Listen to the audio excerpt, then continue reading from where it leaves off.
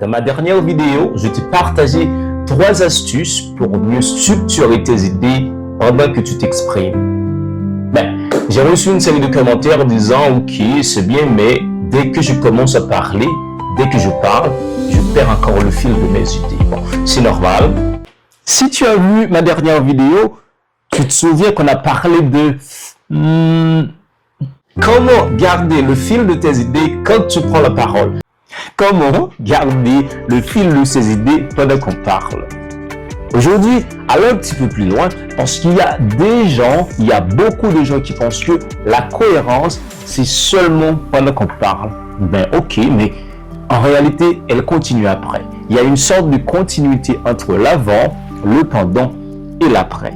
En tout cas, c'est ce que l'on fait après avoir parlé qui nous rend plus clair, qui nous rend plus percutant, qui nous rend plus performant la prochaine fois. Et donc, à partir d'aujourd'hui, ce que tu as à faire, c'est premièrement, réécoute-toi. Prends l'habitude d'écouter tes interventions, même les plus simples, même les plus courtes. Je dirais même tes interventions les plus insignifiantes. Tu verras ce qui était fluide, tu verras où les idées partent un petit peu dans tous les sens, tu verras là où les idées s'enchaînent mal. Ça peut être audio, mais c'est la première étape pour progresser. Deuxièmement,